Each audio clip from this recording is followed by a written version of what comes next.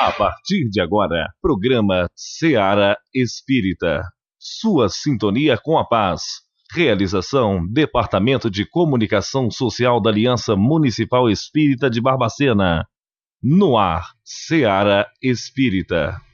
Bom dia, querido ouvinte. Começamos agora nosso programa Seara Espírita, diretamente dos estúdios da Rádio Correio da Serra, para chegar até seus corações levando um pouco mais da mensagem de Jesus à luz da doutrina espírita. E hoje lembramos, que estamos com um programa especial, vamos falar sobre sexualidade, a sexualidade na visão da doutrina espírita. E estamos com os nossos telefones apostos para vocês tirarem as suas dúvidas a respeito do assunto, no 3332-1517, ou mandando o WhatsApp no 98413-8111. Mas antes da gente começar o nosso programa, convido vocês para fazermos a nossa prece.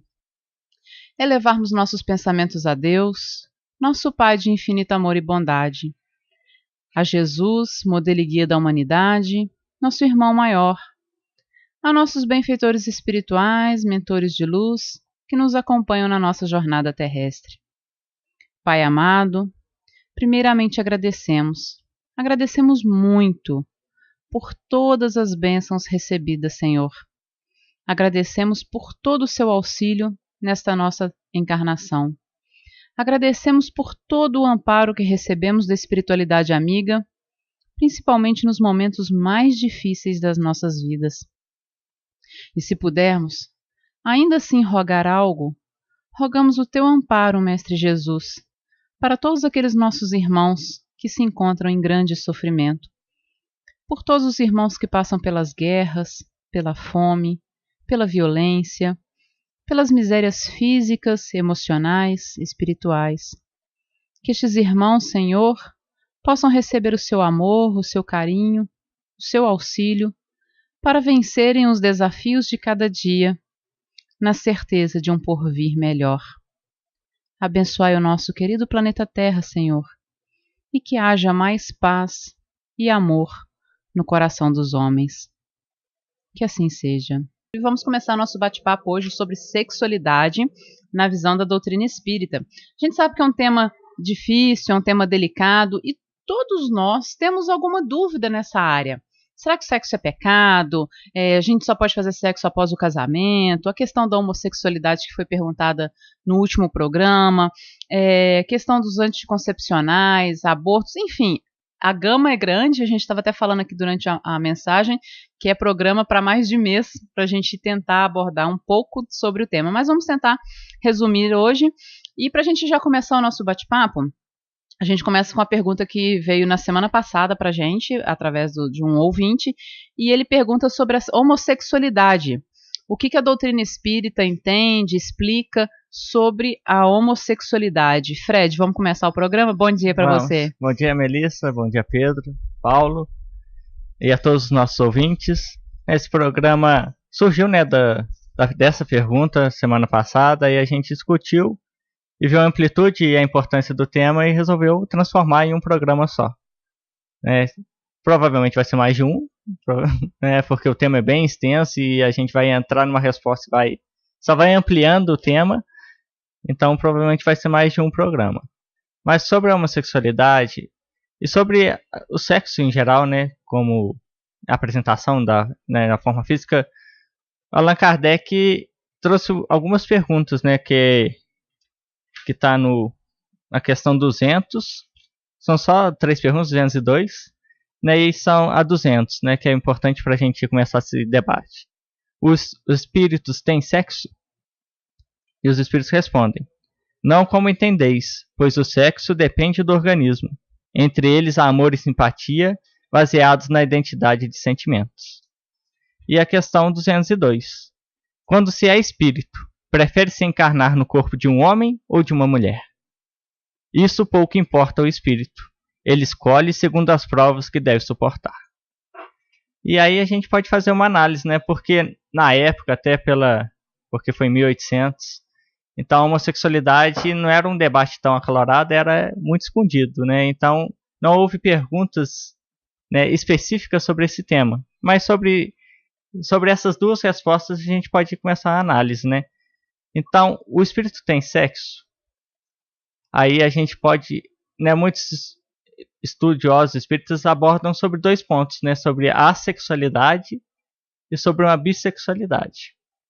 A sexualidade no sentido que ele não tem, né, ele não tem uma apresentação física de homem ou mulher como a gente entende, né, como eles falaram.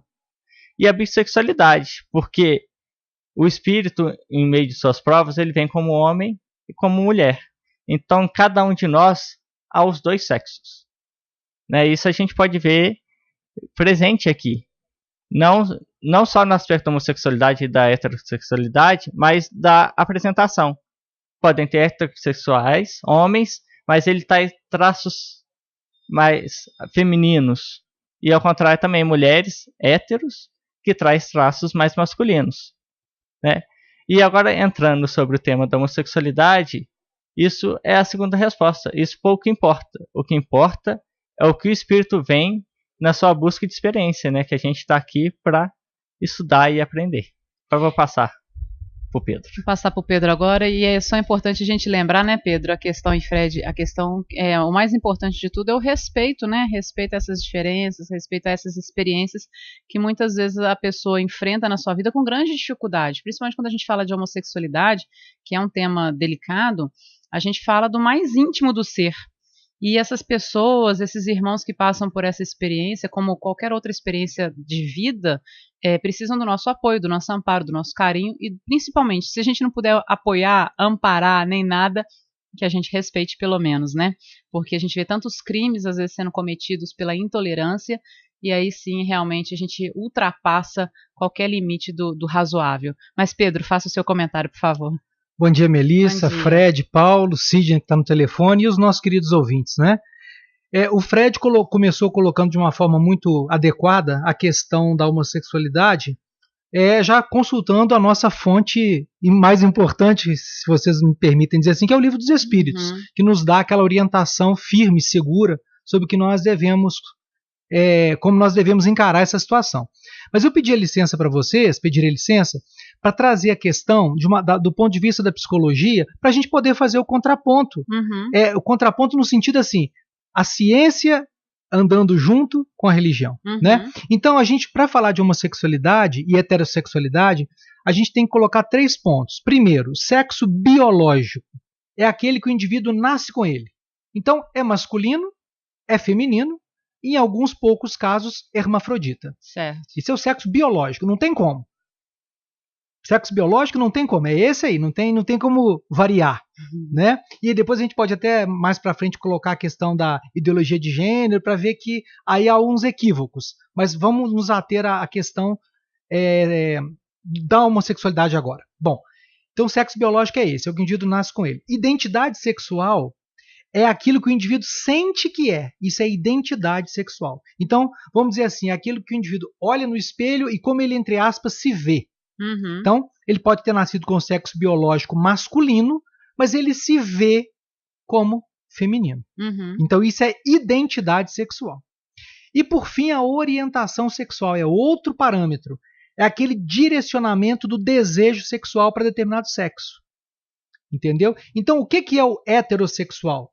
Ele tem a identidade sexual do seu sexo, masculino ou feminino, e a orientação sexual dele é para o sexo oposto. Isso é o heterossexual. Homossexual, ele tem a identidade sexual do seu sexo também, mas a orientação do desejo sexual é para o mesmo sexo. Então isso é muito importante da gente colocar, né? E aí faltou o bissexual, né? O que é o bissexual? Ele tem a identidade sexual do seu sexo e a orientação sexual vai para o mesmo sexo ou para o sexo oposto. E sem querer abusar da boa vontade de vocês, o transexual. Aí já não tem nada a ver com a orientação sexual. O que acontece? O sexo biológico que ele nasceu, a identidade sexual dele é com o sexo oposto. Aí não é mais orientação sexual, é identidade sexual. É o que você falou, ele se vê como o sexo oposto. Exatamente. Por exemplo, biologicamente é homem, mas se vê como mulher. E ao contrário, biologicamente mulher, mas se vê como um homem. Exato, perfeito. Então, o homossexual e o heterossexual, quando a gente trata desses 2 termos, a gente tem que ver que não tem nada a ver com identidade sexual. Tem a ver com orientação sexual, ou seja, para onde que ele orienta o desejo sexual. para o sexo oposto ou para o mesmo sexo. Isso é muito importante da gente colocar, né? E aí a gente tem que colocar também uma coisa muito importante: a gente não usa mais o termo homossexualismo, porque esse termo remetia, é um termo antigo, né, que remetia, o sufixo ismo remetia à doença. E como a Organização Mundial de Saúde já retirou a homossexualidade do rol das doenças há muito tempo, então a gente usa homossexualidade, não usa mais homossexualismo, né? Então, assim, eu queria só fazer esse contraponto com a psicologia para a gente continuar a discutir o tema, mas tendo essa contribuição da psicologia. Não, e eu acho importante isso, Pedro, porque isso traz, quando a gente consegue definir essas questões, elucida-se muitas coisas, porque eu acho que a dificuldade de se entender o que é homossexualidade, o que é a bissexualidade, o que são a questão dos trans, né? Ou seja, isso tudo facilita para que a gente entenda também as dificuldades que aquele espírito está vivenciando e como ajudá-lo. Né? Como a gente pode ajudar. E eu acho que isso vem se tornando de uma forma mais aberta nos dias de hoje, para que a gente entenda essas diferenças e dentro da área psicológica, mas também dentro da esfera espiritual, a gente consiga auxiliar esses irmãos a terem uma vivência encarnatória mais tranquila dentro, claro, das possibilidades que a gente tem aí dos nossos karmas do passado, né? Das nossas aí, dos nossos resgates do nosso passado e que trazem realmente algumas dificuldades na nossa atual encarnação. Ô Melissa, perdão, eu esqueci de um pequeno detalhe. A gente falou que a questão da homossexualidade e heterossexualidade está envolvida com a orientação sexual, né? Então, por isso a gente não fala qual é a sua opção sexual, porque não se trata de opção. Né? É orientação sexual. Que opção dá aquela ideia assim, eu escolho A ou escolho B, né? Pelo menos, eu posso até ter escolhido lá antes na minha programação reencarnatória.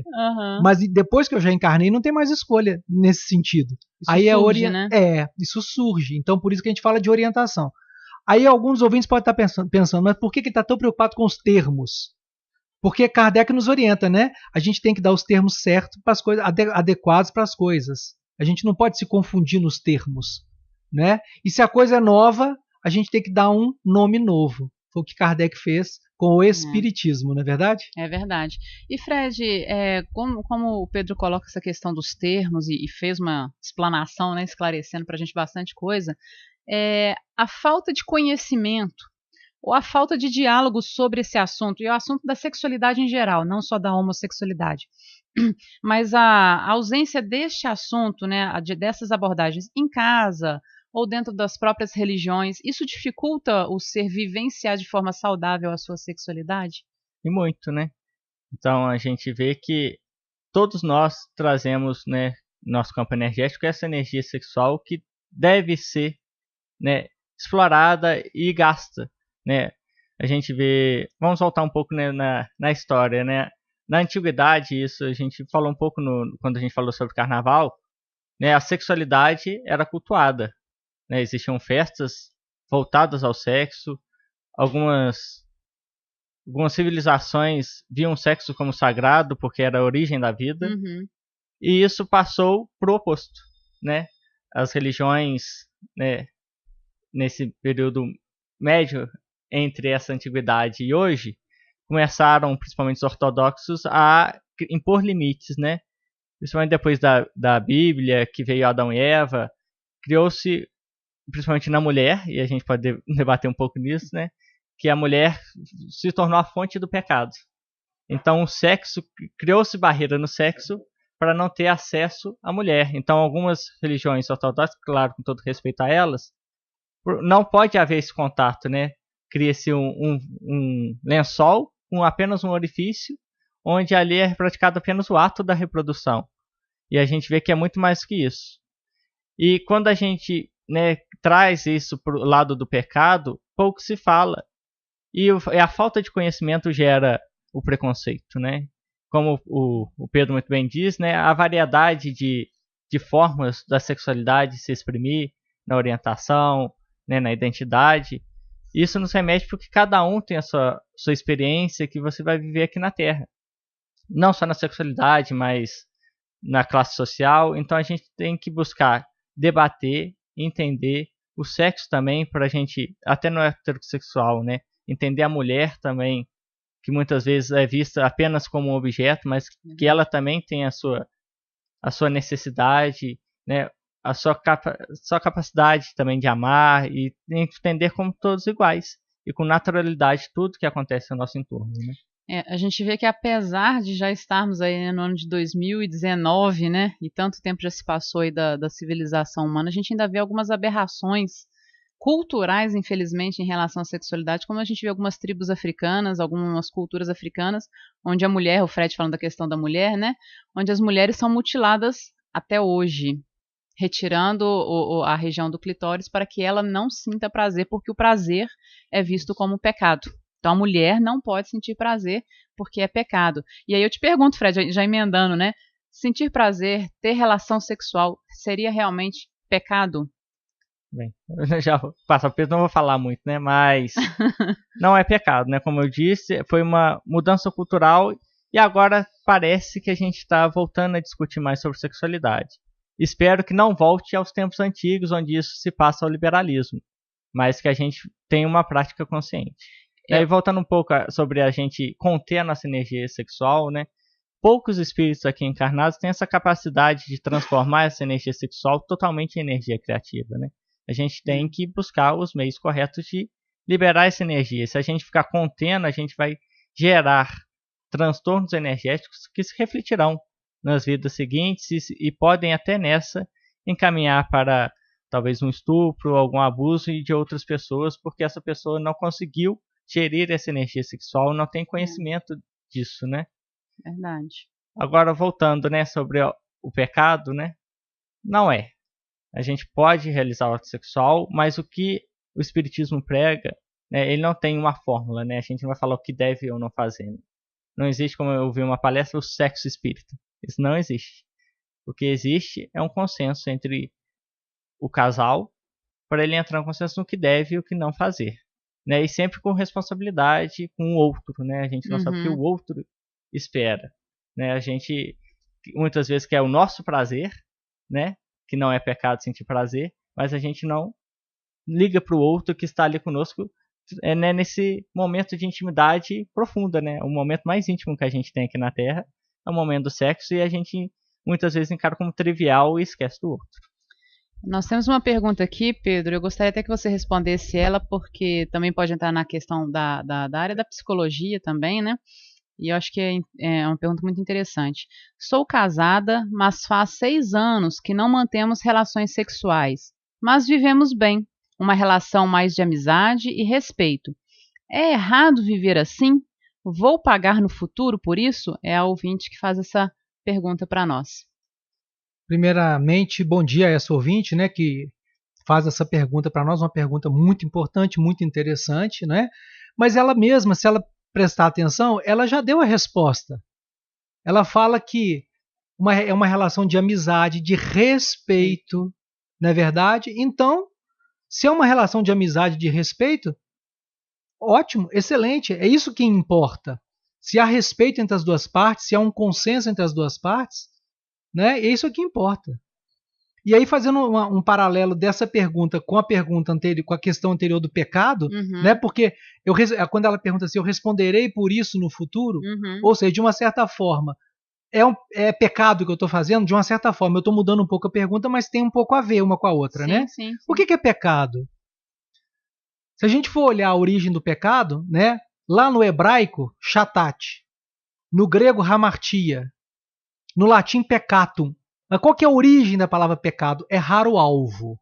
Pecar é errar o alvo. Qual é o alvo? O alvo é o cumprimento da lei divina, da lei de Deus. Então, pecar é errar o alvo.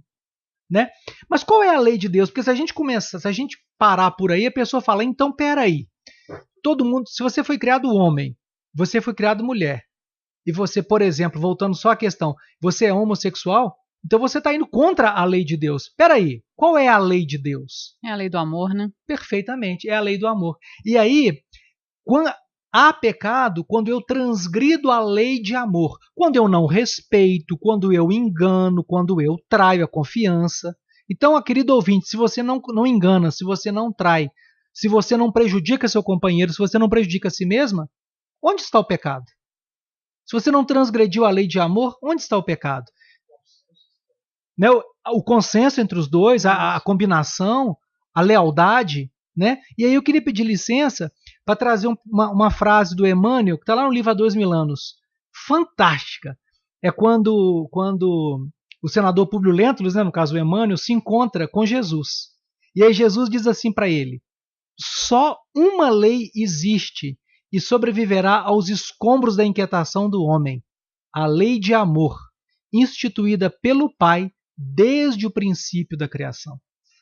Então a gente até arrepia falando essa frase. Só uma lei existe e sobreviverá aos escombros da inquietação do homem, a lei de amor, instituída pelo Pai desde o princípio da criação. Pecar é transgredir a lei de amor. E a gente vê que o assunto sexo está muito ligado realmente à palavra pecado pelas castrações que a gente sofre, né, historicamente, pela questão da religiosidade, das religiões, que criaram essa ideia do pecado, né, do errado, do sujo, como o Fred fala da questão, né, de se cobrir o corpo, de ter a relação sexual sem nenhum contato praticamente físico. Algumas religiões e algumas sociedades ainda hoje tem esse tipo de relação, né, da mulher se cobrir e não poder se mostrar. Então a gente vê que existem essa ligação muito estreita do sexo com o pecado. E aí a gente tem mais uma pergunta de um ouvinte, que ele pergunta se o sexo antes do casamento, se ele também seria um pecado. Então a gente vê que as pessoas têm muita dúvida sobre realmente o sexo como um pecado. E aí, Fred, antes do casamento? Tá bem. Eu queria só entrar um pouquinho na pergunta anterior, quando é do casal, né? Então, logicamente que neste caso específico da senhora que fez a pergunta, eles já estão no consenso e já ultrapassaram a necessidade do sexo e já estão vivendo com amor o relacionamento. Agora, no âmbito geral, né, a gente tem que buscar o caminho do meio. Né? Não a abstinência como forma de você não estar, né, como já foi falado, pecado, você está pecando, porque o sexo é necessidade do casal, e não ao contrário, viver só de sexo. E nesse âmbito, não só de fazer muito sexo, mas do casal se basear a relação no sexo. Ah, não, que eu estou praticando sexo com meu companheiro, tá tudo bem, né?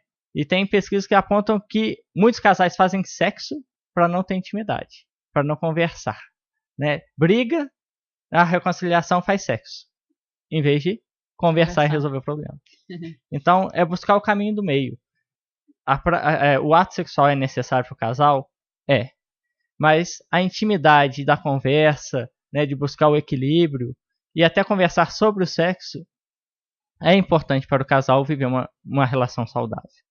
E entrando nessa questão, o sexo não é pecado, como o Pedro falou, né? O que é pecado antes do casamento? É um consenso entre o casal. O casal pode escolher não ter relacionamento sexual até o casamento, ou pode escolher ter o relacionamento sexual antes do casamento. Isso é muito particular do casal, né? A gente não tem uma resposta pronta, sim ou não, para tudo, né? O Espiritismo traz para a gente raciocinar e ver o que é bom para os dois.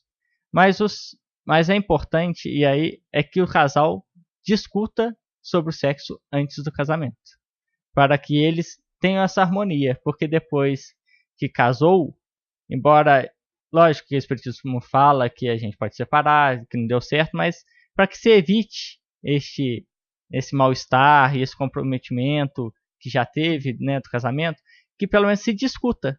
Não precisa realizar o ato, mas que se discuta o que cada um entende, os limites de cada um, o que cada um busca como prazer, para que o casal entre num consenso, tanto que vai ser feito antes ou depois, e como vai ser feito.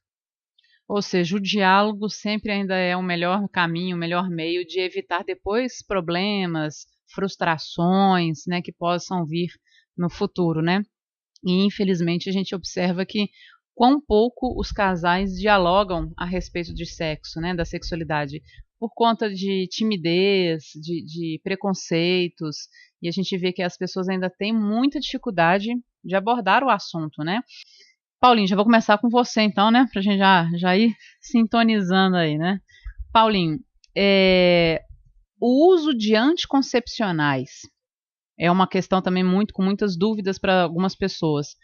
É permitido pelo Espiritismo? Como que a gente pode tratar esse assunto do anticoncepcional? Bom dia, Melissa. Bom dia, Fred e Pedro. Bom dia ao querido amigo ouvinte que está conosco.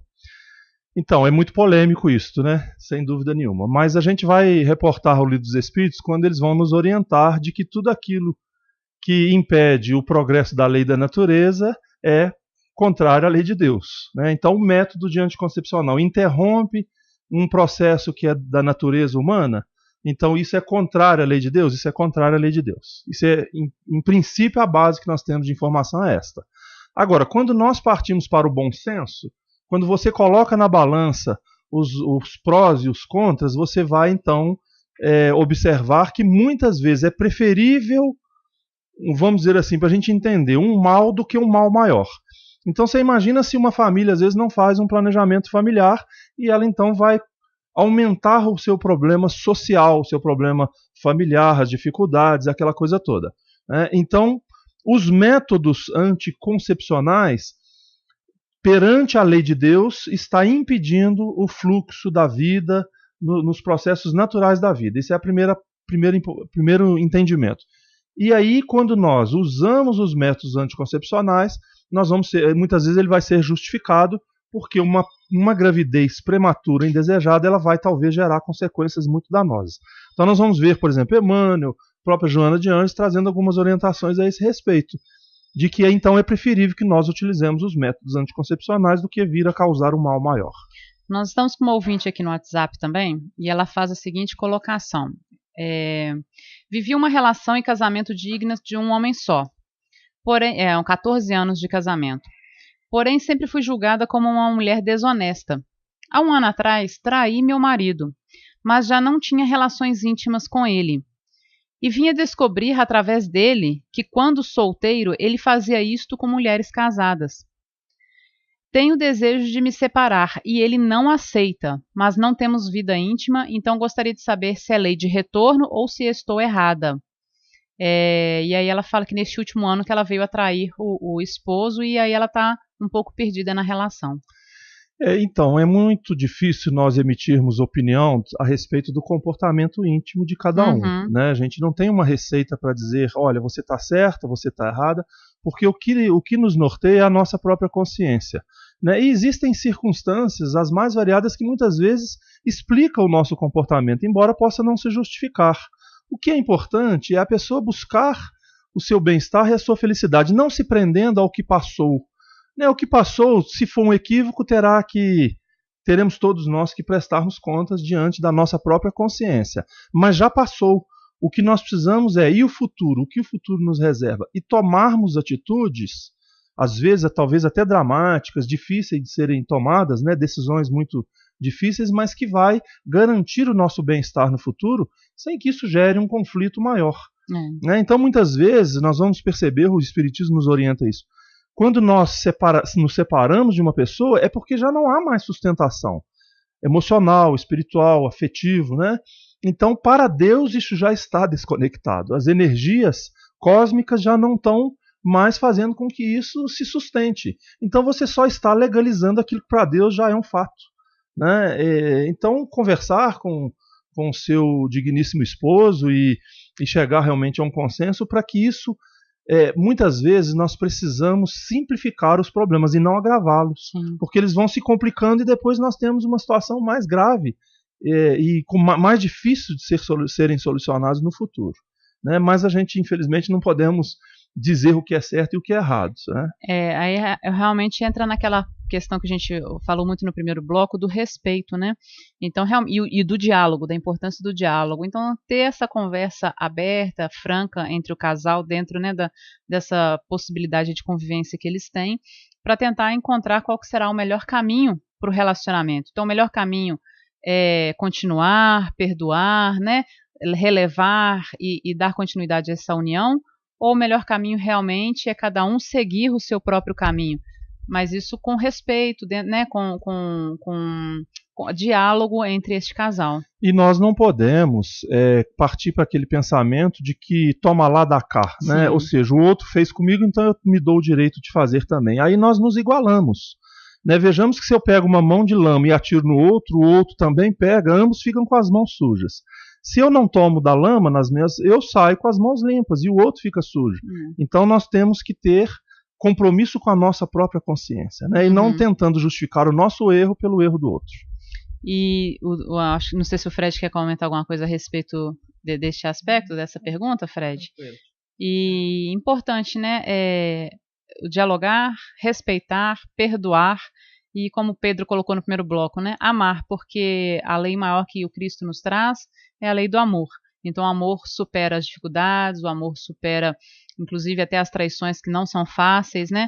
O amor supera muitas coisas. Então que esse casal possa receber o amor divino para ter um encaminhamento melhor para essa relação, né? Para que consiga resolver da melhor forma possível este momento delicado. O Paulinho está me lembrando aqui, é um livro que a gente indica sempre sobre esse assunto, que é o livro Vida e Sexo. Esse livro é um livro pequenininho, mas é um livro precioso, porque ele traz ali muitas instruções a respeito da temática vida e sexo. Inclusive fala do divórcio, fala de traição, fala de vários aspectos que a gente recomenda, então, a obra Vida e Sexo de Emmanuel, psicografia do nosso querido Chico Xavier. Bom, temos mais perguntas aqui de ouvintes. Fred, o pessoal está voltando aqui na questão da homossexualidade. Por que algumas pessoas mais velhas se assumem como homossexuais? Seria um desvio de conduta moral ou já eram e não se assumiam? Então a gente vê também essa dúvida a respeito da homossexualidade.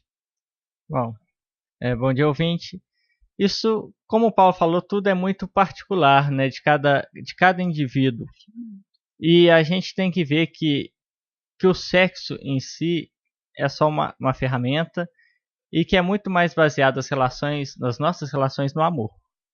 Então, essa pessoa poderia estar, né, numa situação que ela não conseguia se assumir por alguma relação que ele tem com o exterior, família, trabalho, que o impedia de se assumir homossexual ou não. Isso é muito particular de cada um e cada um tem a sua própria experiência. Há também o caso dele encontrar naquele homem, né, futuramente, um amor, uma intimidade, uma confidencialidade que gerou nisso a busca por transformar ele em seu companheiro. A gente vê isso também entre algumas pessoas que são homossexuais e depois se casam com uma mulher. Não existiu a cura gay. Ele apenas encontrou naquela mulher um laço de afinidade, de afeição, que ele quis se prolongar e ratificar, vamos dizer assim, com o casamento e com essa união. Então, a causa de algumas pessoas mais idosas assumirem a homossexualidade é variável, né? E cabe a cada um, e cabe a nós aceitar essa pessoa como ela é, independente, né? Aceitar todos, né? Todos nós somos iguais, estamos em processo de evolução, aprendizado, e em busca do nosso bem-estar. Então a gente tem que aceitar o outro na busca do bem-estar dele também. Agora, um assunto que a gente precisa entrar, que na verdade eu realmente acho que a gente vai ter que voltar sobre esse tema outras vezes, é a questão da sexualidade com as crianças.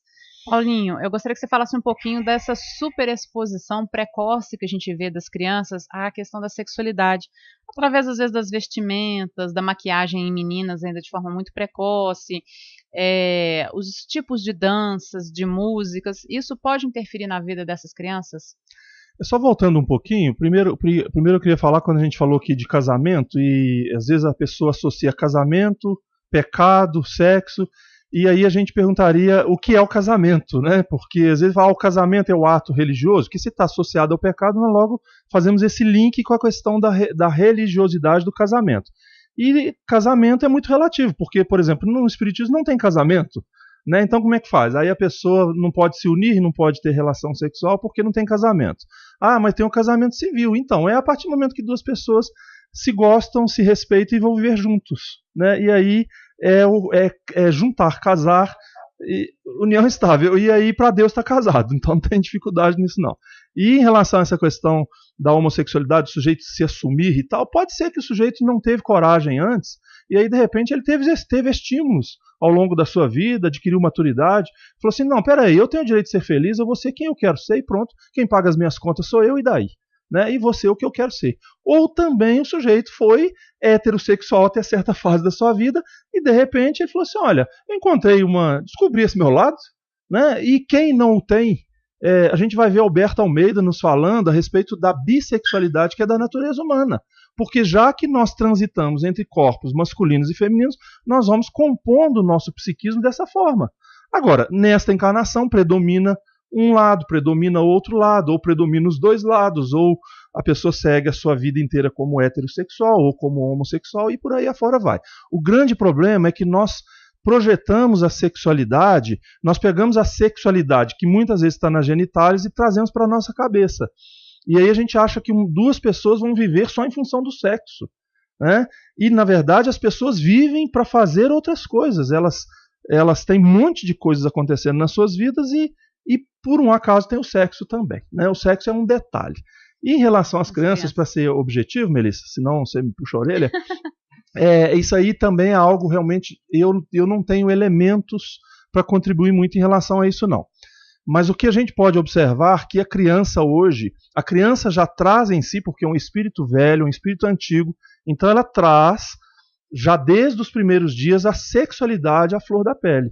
E vai se manifestar hoje, inclusive nos dias atuais, de forma muito precoce. Então essa sexualidade que está aí na mídia, que está na internet, que está nas pessoas, que está na sociedade, vai ser antecipada muitas vezes. E os pais, os educadores, têm que tomar muito cuidado. Por dois aspectos. Primeiro, que a criança vem, às vezes, fazendo perguntas, ou às vezes não as fazem, mas tem perguntas a fazer, e aí os pais não se preocupam com isso. Né? Ou seja, quem dos pais hoje conversa com um filho de 12 anos, seja menino ou menina, a respeito de masturbação, por exemplo? Não conversa. Aí ele vai conversar ou vai aprender o assunto aonde? Com os colegas, na internet, ou seja, de outros modos, já que os pais, que são orientadores, não falaram a respeito. Né? Então a criança, de forma muito prematura, vai formando a sua personalidade muito cedo. E aí entra aquilo que a Melissa falou, as vestes, né, as vestimentas que muitas vezes, de forma muito prematura mesmo, aquelas crianças vão se utilizando, a maquiagem, ou seja, algo muito provocativo que nas crianças poderia ser evitado, porque quando a pessoa já está na sua maior idade, aí é uma escolha pessoal, talvez ela já tenha maturidade para poder tomar decisões na sua vida, mas muitas vezes de forma estimulada pelos pais, quando isso acontece de forma realmente prematura, né? E isso é uma situação que os pais realmente devem estar atentos, porque às vezes isso é reforçado, é alimentado, essa questão da vestimenta, da forma de agir e tudo quando criança, porque as pessoas acham bonitinho, né? Nossa, que bonitinha essa menina, já é uma mocinha. E na verdade não é uma mocinha, é quase que um neném ainda, né? É um bebezinho ainda e às vezes já trata assim, não, já é uma mocinha, nossa, já é um rapazinho. E já começa, quem que é sua namoradinha na escola? Coisas assim que às vezes a gente não põe maldade, mas a gente tá alimentando essa libido dessa criança de enxergar um mundo que às vezes ainda não é para ela naquele momento. Ao passo que quando chega o momento para conversar, na adolescência, os pais às vezes fogem da conversa porque tem medo, não sabe como abordar o assunto, às vezes sentem vergonha. A própria questão, né? Oi? Mentem, né? E às vezes inventam histórias para explicar coisas e que às vezes a criança fala, não, pai, já vi isso aí na internet. Não, mãe, já estudei sobre isso lá na escola, né? E aí cai por terra a ideia da cegonha e por aí lá vai, né? E a criança fica caladinha e o pai fala, é tão inocente, mal sabe eles que ela já sabe há muito tempo. É verdade. E aí realmente a gente precisa, os pais, né, precisam realmente estudar, buscar conhecer, se preparar para lidar isso com os jovens de uma forma mais saudável possível para uma melhor orientação. Nem a castração absoluta, não pode, é errado, é feio, e nem o liberalismo excessivo que também vai levar essa criança a sexualidade precoce, uma gravidez precoce e a dificuldades na vida desse futuro adulto, né? Fred, gostaria de complementar? Sim. É como a gente falou, né, o diálogo, né? Porque castrar também, né, não falar que é pecado e inibir, o desejo vai continuar. E como ele vê nos pais um bloqueio, ele vai buscar saciar esse desejo da maneira que conseguir. Então, muitos problemas podem vir daí que nem a Melis falou, uma gravidez prematura, que pode evoluir para um aborto, Sim. né?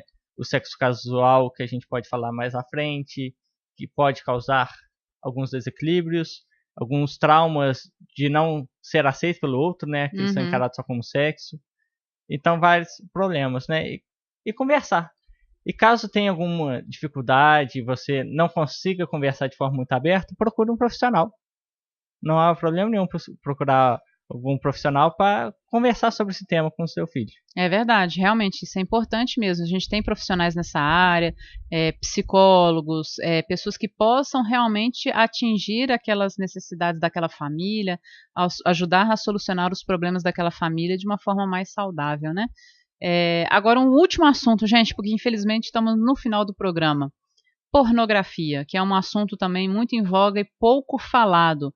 Hoje, com o acesso que a gente tem à internet, inclusive as crianças, com o acesso que as crianças hoje têm à internet, como que fica a questão dos materiais de cunho pornográfico? Deve ver, pode ver, não deve ver, é pecado ver? Como é que fica essa situação? Bom, é um assunto, como delicado. Todos os outros, delicado, né? Então, acho que está um pouco relacionado. Eu queria voltar um pouquinho e falar sobre a masturbação, que acaba se relacionando um pouco ao outro, né? Porque normalmente quando buscamos nos masturbar, um caminho é pela pornografia. Sim. A masturbação é provocar a satisfação sexual em você mesmo, o prazer em você mesmo. A masturbação é pecado? Não em termos, né? Raul Teixeira, a gente não tem muito, né? A espiritualidade não aborda esse tema muito aprofundadamente, né? Mas dá pra gente analisar por tudo que já foi falado e pelo bom senso principalmente. Raul Teixeira nos fala, e é muito interessante, que a gente vai represando essa energia sexual e a masturbação serve como uma forma de liberar, né? A gente vai, né? O nosso organismo vai reprimindo essa energia e chega a um ponto que a gente utiliza-se da masturbação para liberar. E também, principalmente aos jovens, no conhecimento do corpo, né? E é até nessa parte que a energia está mais, vamos dizer assim, ativa. Então, o jovem vai ali se conhecendo as funções do corpo pela masturbação. E ele faz o destaque. A partir daí, né, quando se ultrapassa esses dois fins úteis, se entra num campo perigoso, que é o campo da viciação. Né? Porque é uma satisfação de um desejo, é provocado prazer. Assim como as drogas, o álcool, o cigarro, ele provoca aquela satisfação imediata. Mas logo depois da saciação, você vai passar por um curto período e vai vir esse desejo de novo. E é aí que temos que ficar atento, porque isso vai diminuindo, né? A gente vai precisando de mais a cada vez. E não só isso, né, desse vício, mas quando a gente se masturba e entrando até na pornografia, a gente cria um campo mental. E quanto mais isso é repetido, o campo mental vai se fortificando. E não é um campo mental saudável. E espíritos que buscam a associação desse prazer vão aproximar para te vampirizar e vão ver aí uma fraqueza sua. Então, todas as vezes que o espírito, né, que se aproximou de você querer satisfazer uma necessidade dele, ele vai projetar em sua mente essas imagens que você cria rotineiramente, despertando em você esse libido para você buscar essa satisfação. Então, você vai criar um vínculo energético com espíritos, né, que ainda estão em evolução, e também vai criar um vício em você que pode te atrapalhar materialmente. E muito bem explicado, eu acho que não tem nem o que complementar aí, e você muito bem enfatiza que é a questão da necessidade na juventude, porque a descoberta do corpo, né, e conhecendo o corpo, isso é muito comum, né, e a gente sempre vai lembrar e o Espiritismo nos esclarece qual é a função da sexualidade, senão também, além da procriação, a troca de energias. Então, na masturbação não há essa troca de energias. Então, você desperdiça a sua energia, né? A sua energia psíquica, emocional, espiritual, e aí, obviamente, espíritos, como você muito bem disse, vão se valer disso, né? E em relação à questão da prostituição, né, da pornografia, a gente vai perceber que isso ainda está muito velada no meio da sociedade, né? Ou seja, dentro das casas, dentro dos lares, principalmente hoje com o advento aí da internet, então é muito fácil ter acesso. E aí a grande pergunta que a Melissa nos faz aqui é se isso deve ser proibido. Então, por exemplo, um garoto lá de 12, 13, 14 anos, ele tem as curiosidades dele. Aí então os pais vão lá e o proíbem, né? Bloqueia o computador, bloqueia a internet, a televisão, os canais e tal. Beleza, e com isso o impede? E ele não vai à escola, e lá na escola ele não tem os colegas, e que outros são mais, que os pais não são tão castradores assim, e aí ele vai. Então ele vai ter acesso. A grande questão é como lidar com isso. E nós não sabemos. Eu, principalmente, não tenho filho, então não sei como lidar com isso. Mas eu tenho um palpite, né? Eu tenho um palpite. Eu acho que a melhor modo é aquilo que nós já falávamos aqui antes. É o diálogo. É você, de repente, mostrar para o seu filho que existe. Porque tudo que é proibido é cobiçado. Né? Então, proíbe, aí ele vai querer saber o que é. Né? Ele vai saber, se é proibido, o que tem ali? O que tem ali de interessante? Então, se você tiver a confiança com seu filho, você não vai nem precisar bloquear. Você vai falar, olha, se quiser ver, vai ter que me falar que quer ver. Aí eu vou analisar a situação. Né? Eu vou ver qual é a situação, e aí, claro que ali, aquele momento é que vai ser avaliado, que vai ser julgado. Mas proibiu já é um gatilho para despertar o interesse. E essa questão realmente é muito delicada, não é neste programa que a gente vai exaurir, né?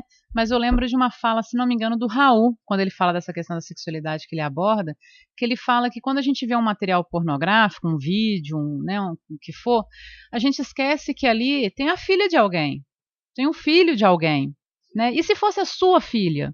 E se fosse a sua irmã? Ou seja, né, como que a gente agiria quando se fosse alguém que a gente ama, alguém próximo a nós? Será que a gente gostaria que todo mundo estivesse vendo, né, compartilhando? Isso quando não cai na internet vídeos privados, né, de casais que acabam levando até suicídio, né, levando até situações mais drásticas. Então, realmente é um assunto que a gente deve pensar mais, refletir mais e verificar, né? Será que eu preciso disso? Será que realmente é necessário para mim? Será que eu não posso substituir o vídeo, o material pornográfico por uma vivência mais saudável, buscar viver de uma forma mais equilibrada, viver a sexualidade, mas de uma forma mais equilibrada? É um desafio, né? A gente não tem a receita pronta e nem estamos todos nós resolvidos em relação a isso, mas eu acho que é um desafio que a gente precisa enfrentar em algum momento, né? Muito bem. E sobre, né, a gente falou muito da energia sexual, que a gente não tem a capacidade de transformá-la totalmente na energia criativa, mas que ela pode ser transformada um pouco, né, justamente para inibir um pouco esse desejo, esse impulso, principalmente nos jovens, pela masturbação, pela busca do sexo. Então, incentivá-los a praticar um esporte, uma atividade artística, para que ele gaste um pouquinho de energia. Canalize, né? E canalize essa energia.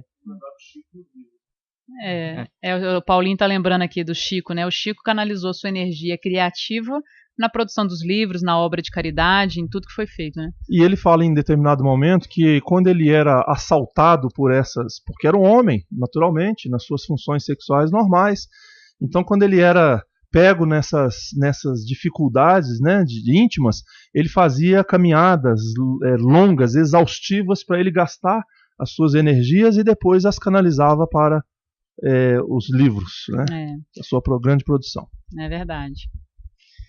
Mais alguma coisa, Fred, Pedro? Tem muitas coisa, mas eu acho que vai ficar para o próximo programa. Eu acho que, gente, a gente vai ter que fazer um outro programa, quem sabe no próximo Pinga Fogo, né? A gente faça um outro programa, porque ficou dúvida aqui de alguns ouvintes que a gente não conseguiu abordar, e outros temas que a gente pode aprofundar dentro do próprio livro Vida e Sexo, que eu baixei aqui o índice dele aqui, são só 26 temas, capítulos, né, tratados no livro, então dá pra gente fazer 26 programas aí, cada programa sobre um capítulo aqui e ainda falta assunto ainda para a gente tratar, né? Sobra assunto para a gente tratar. Mas o nosso tempo chegou ao final. Agradeço a audiência de vocês, a participação, as mensagens, as ligações. Desejo a todos um excelente final de semana. Que possamos, pelo menos, começar a pensar um pouco mais, refletir um pouco mais sobre essas questões da sexualidade e trabalhá-las dentro da lei de amor. Que Jesus nos abençoe, nos fortaleça e que possamos ter um final de semana abençoado, uma semana de muito trabalho, de muitas realizações no bem e até o nosso próximo programa. Você ouviu o programa Seara Espírita. A apresentação Melissa Tortoriello. Realização do Departamento de Comunicação Social da Aliança Municipal Espírita de Barbacena. Seara Espírita.